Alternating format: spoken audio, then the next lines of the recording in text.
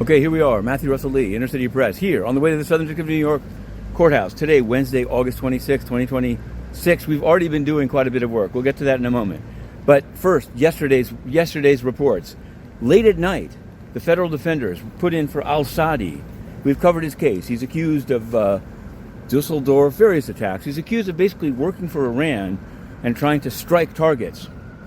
And so he's in the MDC pretty much in solitary, and so the federal defenders say he's a war prisoner of war, and they want the special administrative measures, the SAMs, to be removed or significantly modified. Now, we covered SAMs in the case of Joshua Schulte, now serving an extremely long sentence for leaking to WikiLeaks the Vault 7 files.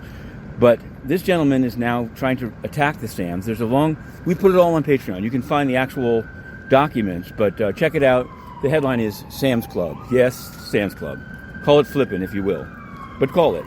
Now, we did a thing about a habeas, and I just actually am covering a habeas by Judge Broderick, but there was a habeas yesterday where it emerged about halfway through that there was, many of these things, there's actually no underlying criminal charge. There's just like they grabbed the guy. Maybe there was something minor. In this case, there is sexual abuse of a child that he pled to. Now, maybe it was a misunderstanding, but he did plead guilty, and now the script has flipped, and he's in the Orange County Jail. What struck me about it, and the reason that some of it is on Substack, because it's kind of not controversial, but counterintuitive. The petitioner, the habeas petitioner's lawyer from Bronx Defenders, said they want him to have a pseudonym. And they explained this by saying that there are volunteers that go to the court, that they said these habeas petitions are generally restricted access, meaning like you can't see them if you're not in the courthouse. I don't know why that would be. But they said volunteers, presumably anti-ICE volunteers or, pro-immigration volunteers, go and look at the filings and then they put them online. So then the problem is this guy doesn't want his petition online for obvious reasons. So it's an irony. It's maybe a sad thing. You can find it on Substack and Inner City Press. Much more to be said. Oh, Swiss Beats? Swiss Beats took that jail law money? Well, the case is settled without any details. And we've written it. We're the first ones to have it. Let's go financial. There's more cases here. There's a habeas just going on. Oh, must do this. Here's this morning, 10 a.m. Britannica, Encyclopedia Britannica versus Perplexity AI. Now, Perplexity AI is one of the more aggressive. They're not playing friendly, in a sense, like Anthropic, which settled the case, OpenAI. Perplexity is balls to the wall. And the lawyers, exactly that. They said, we don't have to give you our Discord messages. They said, we haven't done anything wrong. They've said, it's none of your business if we're taking inconsistent positions in different cases. See, there's a Dow Jones versus Perplexity case that we've covered.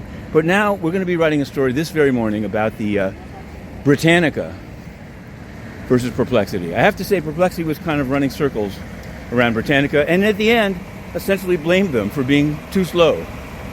I don't know how it'll play out.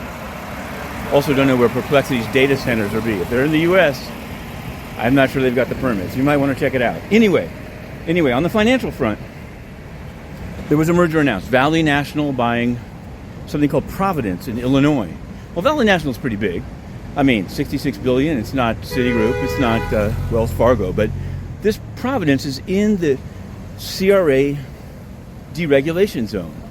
This magical $1.6 billion to $10 billion zone where the OCC and FDIC, and they might go up to 30, want to make it so that there are no CRA exams on various topics. So we wrote a story, and you'll be hearing more from this on this. Valley National pulled it up. Not a good record in New York. Not a good record in New York. UN is very detailed, so I'm going to start it before I get to the courthouse. It goes a little something like this.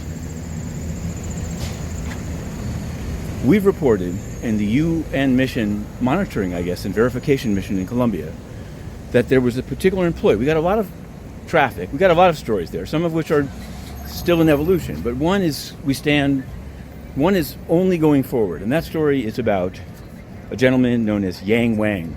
He's a Chinese national working for the UN in Colombia. He was promoted many times, and it was said that he speaks perfect Spanish, but the people that work there says he not only doesn't, that it's all a big fraud. And one of them finally came forward and said he's with Chinese intelligence. Now, what do I know? What I know is that I sent the question to Stefan Dujarric, the spokesman. I sent it to Antonio Guterres, the Secretary General. And I said, we're not publishing it yet, but you need to respond to this because this is not from some anti-Chinese web, purveyor of information. This is from UN staff that work there, multiple.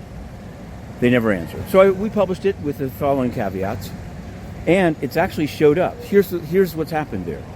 The vice president of the country, Mr. Restrepo Abundano, thanked the international community for its support after the earthquake. The Chinese ambassador to Colombia, Mr. Zhou Jingyang, said, "What about China? Why didn't?" And the vice president of Colombia said, "Well, you're not part of this group, and you haven't asked to be a humanitarian group. Of course, we thank you, but try to not be attacking us on Twitter. That's not diplomatic." And then somebody came in out of nowhere and said the ambassador should be asked about Yang Wang based on inner-city press reporting. Hey, hat tip. And there it is. That's the reporting that we do, even not in the UN. But it would be better for all concerned if we were back in the UN, where we could get an up or down answer, even off camera, and move the ball forward. But we're going to keep reporting one way or another. The flag down that you see is for Dolly Parton. Rest in peace.